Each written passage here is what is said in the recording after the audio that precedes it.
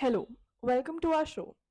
पिछले वीडियो में हमने बात करी थी about a new great game that is emerging in India's neighbourhood, which was prompted by the talks about the Rakhine corridor between Bangladesh and Myanmar. आज भी हम इंडिया के नेबरहुड के बारे में बात करेंगे, खास करके बांग्लादेश और नॉर्थ ईस्ट। आपसे मेरा पहला सवाल ये है कि बांग्लादेश, पाकिस्तान और चाइना का एक फोरम बन रहा है जिसे China south Asia cooperation forum का नाम दिया गया है। भारत इस फोरम को किस तरीके से देखता है और क्या ये फोरम भारत के लिए एक मुसीबत बन सकता है? देखिए, China south Asia cooperation forum जो है, ये इसका 6th एडिशन का समिट अभी हुआ है हाल में। तो ये नया नहीं है। चाइना पिछले कुछ सालों से जो है इस फोरम को जो है इसके प्रभाव को बढ़ाने की कोशिश कर रहा है, इसकी मेंबरशिप को बढ़ाने की कोशिश कर रहा है। कहीं ना कहीं चाइना इसको जो है, जो एक सार्क ऑर्गेनाइजेशन था, साउथ एशियन रीजनल कोऑपरेशन का, उसके सब्स्टिट्यूट के तौर पर इसको जो है लाने की कोशिश कर रहा है। क्योंकि सार्क में भारत और भारत जो मुख्य एक तरीके से लीडर था साउथ एशियन रीजन में। लेकिन पाकिस्तान हम भारत के लिए कुछ ना कुछ परेशानियां खड़ी कर रहा था, इस वजह से जो है। और पाकिस्तान का जो है आतंकवाद के प्रति जो समर्थन का रवैया है, एक as a state policy, Pakistan जो है टेररिज्म को सपोर्ट कर रहा था, उसकी वजह से भारत ने इसका जो विरोध किया। इसकी वजह से इस संगठन में कुछ बहुत ज्यादा जो है प्रगति जो है पिछले कुछ सालों में नहीं हुई। तो चाइना जो है वही करना चाह रहा है, वो भारत को इससे बाहर रखकर और साउथ एशिया की लीडरशिप अपने हाथ में लेना चाहता है। हालांकि जो इनका जो एजेंडा है, जो स्टेटेड एजेंडा है इस ऑर्गेनाइजेशन का, वो है ओपन एंड इंक्लूसिव डेवलपमेंट। और लेकिन मुझे लगता है कि ये एक जो चाइना का एक जो जो प्रोजेक्ट है, बेल्ट एंड रोड इनिशिएटिव, उसका जो है एक मार्केटिंग करने का ही एक जो है तरीका है। और China Indian Ocean rim countries में को भी जो है इसमें एंगेज करना चाहता है। तो ये मैं समझता हूं कि बीआरआई का एक मार्केटिंग है, और इसको जो है पैकेज किया गया है as event of mutual benefit और and also with a trade exposition. लेकिन सही जो मायने हैं इसके, सही जो मकसद है, वो इसका जो है हम अच्छी तरीके से जान चुके हैं। और भारत को जो है एक तरीके से एक स्ट्रेटेजिक एनसर्कलमेंट की भी जो है कोशिश जो है इसके जरिए की जा रही है। क्योंकि एक तरफ आप देखते हैं कि भारत के वेस्ट में पाकिस्तान के अंदर एक जो है चाइना पाकिस्तान इकोनॉमिक कॉरिडोर है, और ईस्ट में चाइना से लेकर और म्यांमार में एक वहां पर भी जो है एक चाइना म्यांमार इकोनॉमिक कॉरिडोर बनाया जा रहा है। तो ये और बाकी भी देशों को इसमें शामिल करके जो है एक तरीके से एक स्ट्रेटेजिक एनसर्कलमेंट भारत का किया जा सकता है। और जितने भी ये कॉरिडोर्स हैं, ये भारत कुछ तो जो है ये भारत की टेरिटरी में होके जा रहे हैं। जैसे कि चाइना पाकिस्तान इकोनॉमिक कॉरिडोर है, जो कि पाकिस्तान के कब्जे वाले कश्मीरी इलाके से होकर गुजरता है। तो ये जो है भारत को बाईपास करते हुए और भारत को चारों तरफ से जो है एनसर्कलमेंट करने की एक जो है चाइनीज पॉलिसी का हिस्सा है। और चाइना ने खास तौर पर भारत को इसमें शामिल नहीं किया है, क्योंकि अगर भारत इसमें शामिल होता है तो पहली बात तो भारत एक इक्वल पार्टनर के तौर पर इसमें शामिल होगा, और उससे जो है जो चीन की दादागिरी है वो नहीं चल पाएगी। और दूसरा ये है कि चीन चाहता है कि साउथ एशिया में एक Sino centric regional trade network एक बीआरआई के थ्रू जो है स्थापित किया जा सके। और तो मुझे लगता है कि ये जो भारत के लिए एक जो है चैलेंज के तौर पर साउथ एशिया में ये जो कोऑपरेशन फोरम है, इसको खड़ा करने की कोशिश की जा रही है। इसको रोकने के लिए भारत को वही करना होगा। भारत को मुझे लगता है कि सार्क को रिजुविनेट करना चाहिए, और जो साउथ एशिया की जो डेवलपमेंटल नीड्स हैं, उनको पूरा करने के लिए China south Asia cooperative forum के बजाय सार्क को जो है ज़्यादा महत्व दिया जाना चाहिए। और अ, इसी तरीके से जो है अगर हम सार्क को दोबारा से रिजुविनेट करते हैं तो जो है इसको जो है हम एक तरीके से इनइफेक्टिव बना सकते हैं, जो चाइना के जो डिज़ाइन साउथ एशिया में जो है चल रहे हैं। बांग्लादेश और तुर्की के बीच में डिफेंस इंडस्ट्रियल कॉपरेशन बढ़ रही है। अभी हाल में तुर्की के डिफेंस इंडस्ट्री एजेंसी के शीर्ष अधिकारी बांग्लादेश का दौरा करके गए हैं। इससे पहले बांग्लादेश के सीनियर मिलिट्री ऑफिशियल्स भी तुर्की गए थे। इस नए जियोपॉलिटिकल डेवलपमेंट को आप कैसे देखते हैं? और क्या ये भारत के लिए चिंता का विषय बन सकता है? देखिए, टर्की की एक जो है पैन इस्लामिस्ट फॉरेन पॉलिसी रही है, खास करके वो पाकिस्तान और बांग्लादेश और इस प्रकार के जो मुस्लिम देश हैं उनके साथ जो है वो अपने जो रिश्ते बढ़ा रहा है। भारत को चेक करने के लिए जो है ये किया जा रहा है। इसका एक कारण ये भी है हालांकि कि बांग्लादेश भी अपने जो डिफेंस इंडस्ट्री है या डिफेंस इक्विपमेंट हैं उनके सोर्सेज को वो डाइवर्सिफाई करना चाहता है, क्योंकि बांग्लादेश के करीब 80 से 90% जो डिफेंस इक्विपमेंट हैं वो चाइनीज ओरिजिन के हैं, तो उसे जो है डाइवर्सिफाई करना चाहता है। लेकिन मैं समझता हूँ कि ये जो भी बढ़ते रिश्ते हैं ये बहुत ज़्यादा अभी चिंता का विषय नहीं है, और इसका कारण ये है कि देखिए अभी बांग्लादेश में कोई चुनी हुई सरकार नहीं है। ये जो एक इंटरिम रेजीम है, ये एक एंटी इंडिया और प्रो जिहादिस्ट मेंटालिटी के तहत काम कर रहा है। और जब बांग्लादेश में चुनाव होंगे उसके बाद जो सरकार आएगी वही जो है सही निर्णय, इस प्रकार के जो निर्णय होते हैं जिनके दूरगामी परिणाम होते हैं वही लेगी।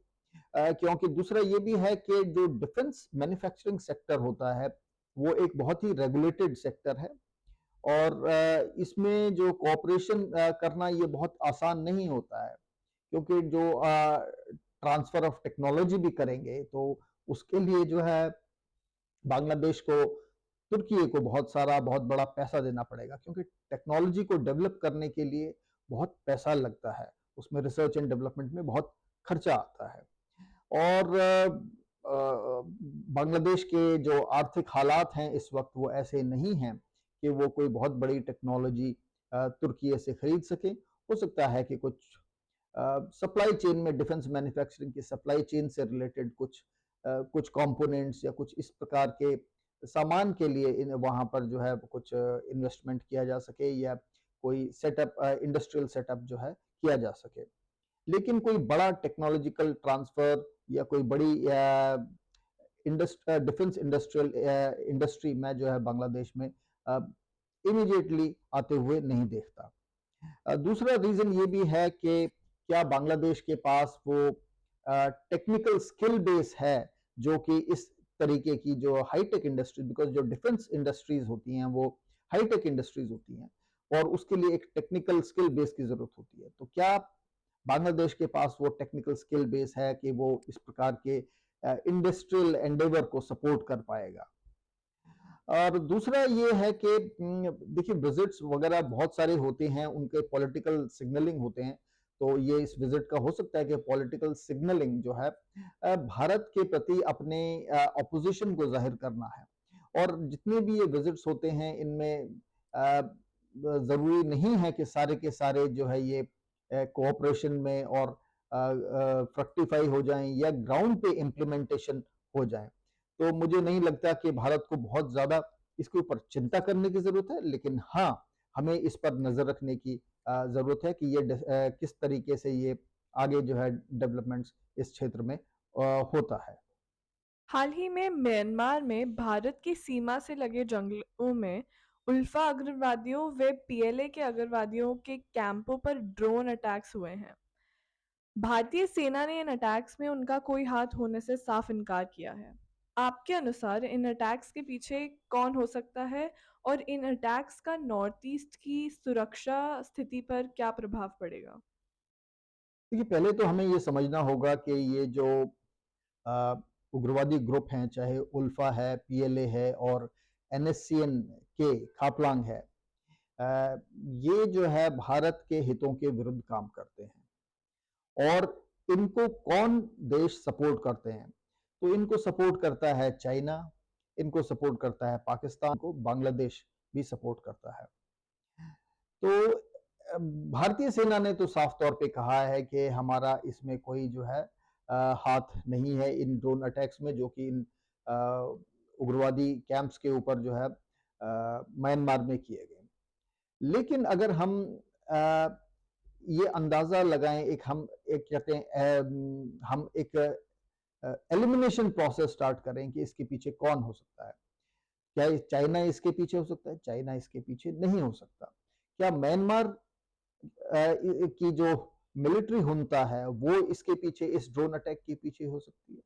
तो मुझे नहीं लगता कि मिलिट्री हुंता को इसमें कोई इंटरेस्ट होगा, इसमें इनके ऊपर अटैक करने में, क्योंकि मिलिट्री हुंता स्वयं अपने सर्वाइवल के लिए वहां पे जो रेबल ग्रुप्स हैं, जो कि एक डेमोक्रेटिक मूवमेंट चला रहे हैं, उनका उनके उनको जो सपोर्ट कर रहे हैं, उनकी जो मिलिट्री विंग है, उनके खिलाफ जो है लड़ाई कर रही है। तो मुझे नहीं लगता कि म्यांमार की मिलिट्री हुंता भी जो है इसमें दिलचस्पी, उनका कोई जो है इससे मकसद पूरा होगा। साथ ही जो वहां पे प्रो डेमोक्रेसी ग्रुप्स की जो मिलिट्री विंग है म्यांमार में, क्या वो इनके पीछे हो सकती है? अ, उसकी भी आशंका नहीं है, क्योंकि वो जो मिलिट्री विंग है, उनके पास भी जो है हथियारों की और दूसरे सैनिक साजो सामान की कमी है।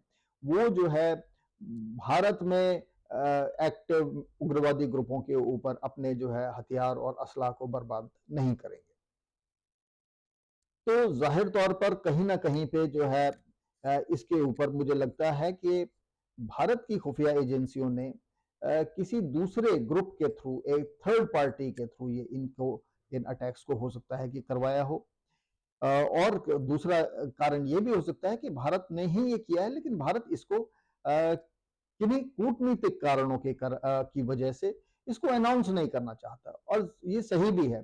जरूरी नहीं है कि जो भी हम एक्शन करें उसको जो है हम अनाउंस करें, पब्लिकली जो है डिक्लेयर करें, क्योंकि सुरक्षा से संबंधित कई सारे जो कार्रवाई होती हैं, वो कई बार जो है खुफिया तौर पे की जाती हैं, या कई बार उनको जो है एक्सेप्ट नहीं किया जाता, उनको कई बार डिनाई करना पड़ता है।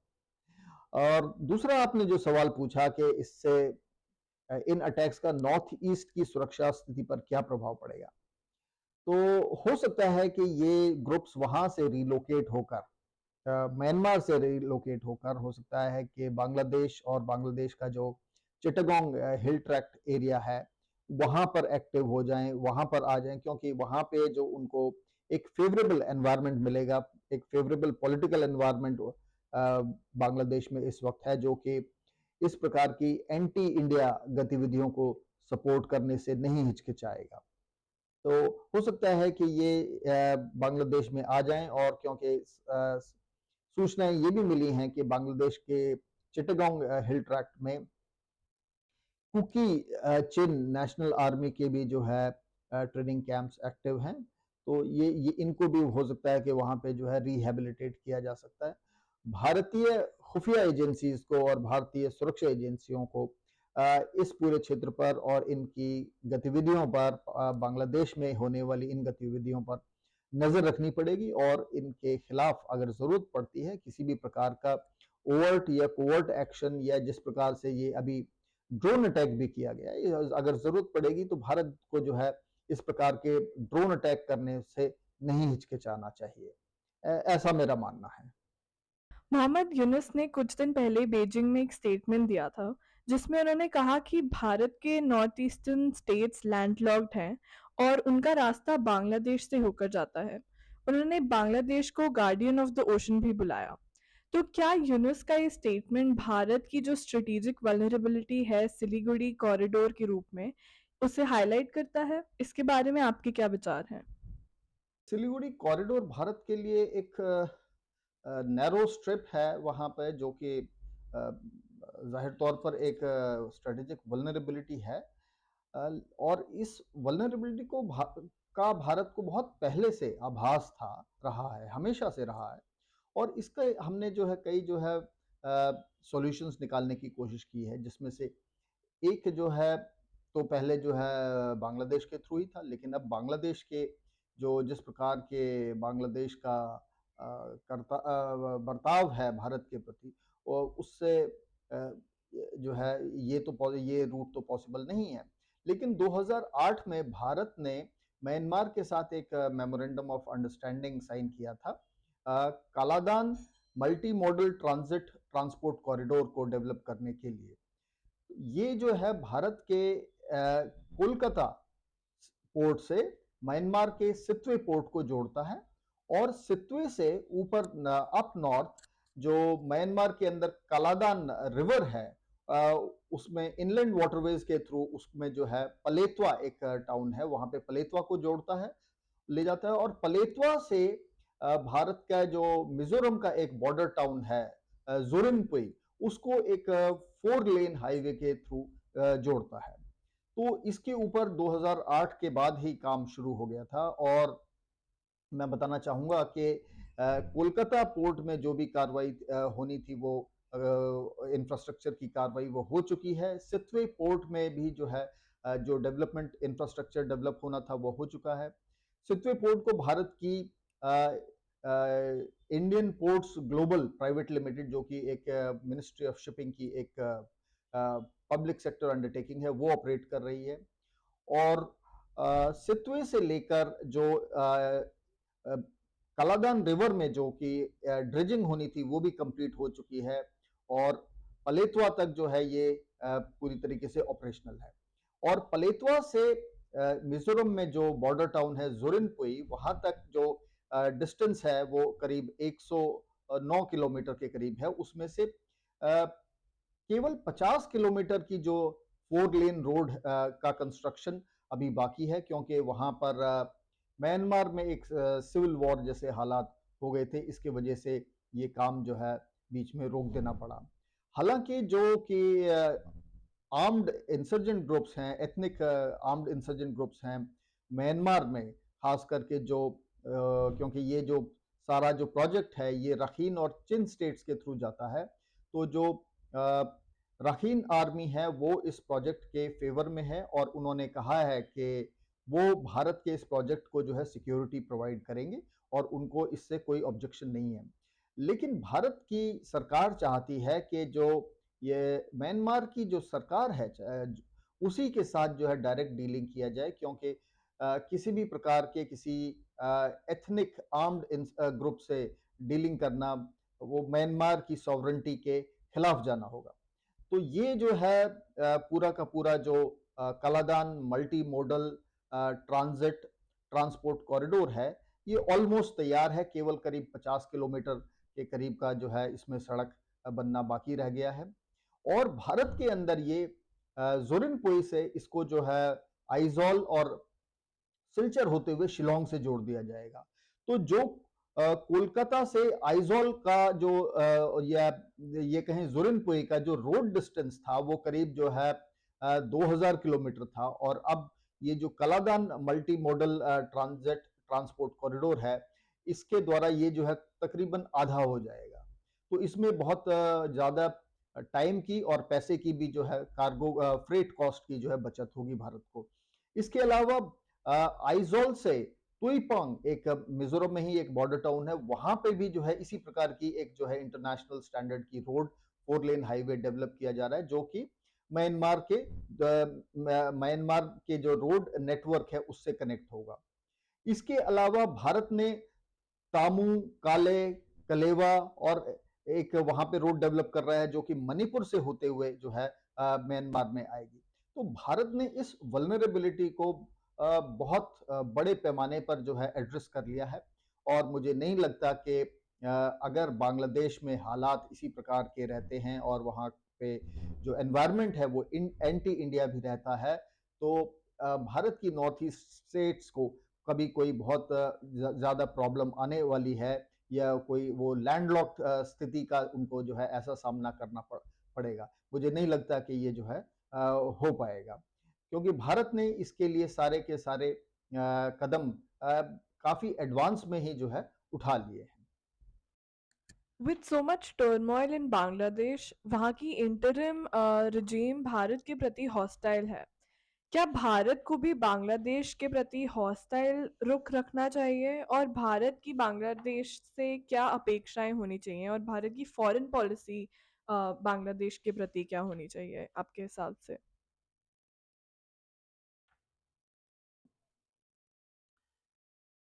देखिए, बांग्लादेश एक मुश्किल वक़्त से गुज़र रहा है और भारत की जो पॉलिसी है वो हमेशा से नेबरहुड फर्स्ट और लुक ईस्ट, एक्ट ईस्ट रही है और बांग्लादेश भारत के पूर्व में हमारा पड़ोसी है। तो हमें ये हमारी पॉलिसी यही होनी चाहिए कि हम जो है उनके प्रति एक संवेदना का रवैया रखें वैसे, और कई जो है नए जियोपॉलिटिकल अलाइनमेंट्स दिखाई दे रही हैं। अ, इनके कारण एक डोमेस्टिक और पॉलिटिकल इंस्टेबिलिटी बांग्लादेश में बन रही है, तो हमें जो है इन पर नज़र भी रखनी होगी। लेकिन भारत को जो है वहाँ की जो सिविल सोसाइटी है और वहाँ के लोग हैं, उनसे जो है अच्छे संबंध हमें बनाकर रखने हैं, क्योंकि वो हमारे नेबर हैं और वो हमेशा हमारे नेबर रहेंगे। इसके अलावा चाइना और पाकिस्तान का प्रभाव बांग्लादेश में बढ़ रहा है और पाकिस्तान का खास करके रेडिकल जो आइडियोलॉजिकल सपोर्ट है, वो जो है वहाँ के जो इंटरिम यूनुस रजीम है उसको बढ़ रहा है और कई सारे जो इस्लामिक आतंकवादी गुट हैं, चरमपंथी गुट हैं, उनको भी जो है पाकिस्तान का सपोर्ट बढ़ रहा है। तो ये कुल मिलाकर इस प्रकार की एक कॉम्प्लेक्स जियोपॉलिटिकल सिचुएशन है वहाँ पर बढ़ रही है। यूएस भी वहाँ पर बांग्लादेश का इस्तेमाल करना चाहता है शायद वो चीन के प्रभाव को म्यांमार में कम करने के लिए।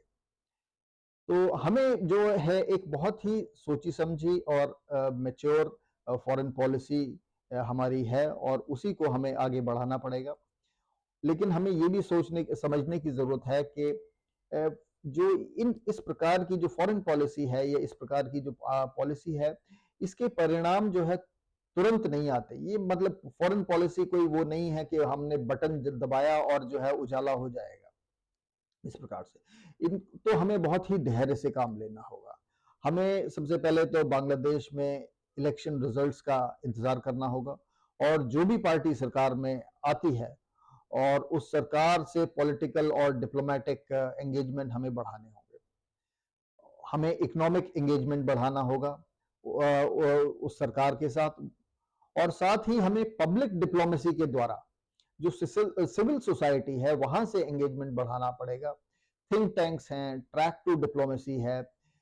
एक ट्रैक टू डिप्लोमेसी में एक बहुत अहम हिस्सा जो है 1971 के वॉर वेटरन्स का है, जो भारत और पाकिस्तान दोनों तरफ के वॉर वेटरन्स का उनका एक अहम योगदान रहा है इस प्रकार की जो है डिप्लोमेसी में, क्योंकि हमारा पास्ट हमारा जुड़ा हुआ है। हमने भारतीय सेनाओं ने और मुक्ति वाहिनी उन्होंने जो है मिलजुल कर जो है काम किया था काफी कंधे से कंधा मिलाकर, तो उनमें बहुत अच्छा जो वेटरन्स हैं उनमें बहुत अच्छे मधुर और संबंध हैं और वो जानते हैं, उन्होंने पाकिस्तान की जो इस्लामिक चरमपंथी सरकार थी उसके जुल्मों को सहा है। इसके अलावा हमें यूथ एक्सचेंज बढ़ाने पड़ेंगे, हमें और एजुकेशनल वीज़ाज़ जो है बांग्लादेशी यूथ को देने चाहिए, जिससे कि वो भारत की जो एक चहुमुखी विकास की प्रक्रिया है उसको देख सकें और जो हमारा जो एक सेक्युलर और पीस और स्टेबिलिटी का जो माहौल है उसको भी देख सकें। इसके अलावा बॉर्डर सिक्योरिटी को लेकर हमें बॉर्डर गार्ड्स बांग्लादेश और बीएसएफ के बीच में जो है जो प्रोटोकॉल्स हैं उनको और मजबूत करना पड़ेगा, जो स्टैंडिंग ऑपरेटिंग प्रोसीजर्स हैं उनको और रिफाइन करने की जरूरत है, जिससे कि जो इलीगल इमिग्रेशन होता है बांग्लादेश की तरफ से उसको हम रोक सकें। और भारत को जो है ऑन ग्राउंड और साइबर इंटेलिजेंस वगैरह को जो है बढ़ाना होगा और टेररिस्ट जो ग्रुप्स वहाँ पर एक्टिव हैं और कुछ नए ग्रुप्स भी, जैसे कि पता चला है कि टीटीपी भी जो है अब बांग्लादेश में एक्टिव है, उनके ऊपर भी हमें जो है निगाह रखनी होगी। और एक स्ट्रैटेजिक मैसेजिंग हमें जो है बांग्लादेश को और ख़ास करके बांग्लादेश की जो पब्लिक है, बांग्लादेश की जनता है, उनको देना होगा कि हमारी जो डेस्टिनीज़ हैं, they are aligned with each other, they are linked, हमारा फ्यूचर भी एक दूसरे से जुड़ा हुआ है और भारत एक स्ट्रॉन्ग इकोनॉमी है और भारत एक स्ट्रॉन्ग इकोनॉमी रहेगी। और अब आप जो है भारत के साथ आप अगर अच्छे संबंध रखते हैं तो इससे जो है बांग्लादेश का और बांग्लादेश की जनता का बहुत फायदा होगा, उनको भी वहां पे इकोनॉमिक डेवलपमेंट का मौका मिलेगा। और बांग्लादेश, क्योंकि चाहे पावर सप्लाई हो, क्रिटिकल इंफ्रास्ट्रक्चर हो, कनेक्टिविटी हो और उसके अलावा भी बहुत सारे जो है खाद्य पदार्थों के लिए भारत पर निर्भर करता है। तो भारत को जो है एक बैलेंस मेंटेन करके रखना पड़ेगा, एक अपने जो इंटरनल प्रोसेसेस हैं, हमारे जो स्टेट इंटरेस्ट हैं और कंसर्न्स हैं, और भारत को मैं ये कहूँगा कि ओवरऑल जस्ट टू कंक्लूड कि एक बड़ा ही बेनेवोलेंट रुख रखना चाहिए बांग्लादेश के प्रति।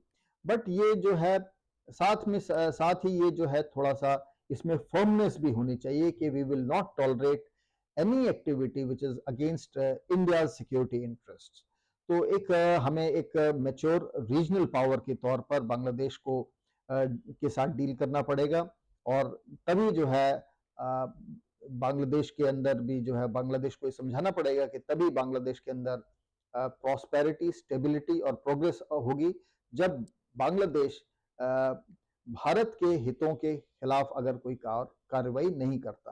धन्यवाद।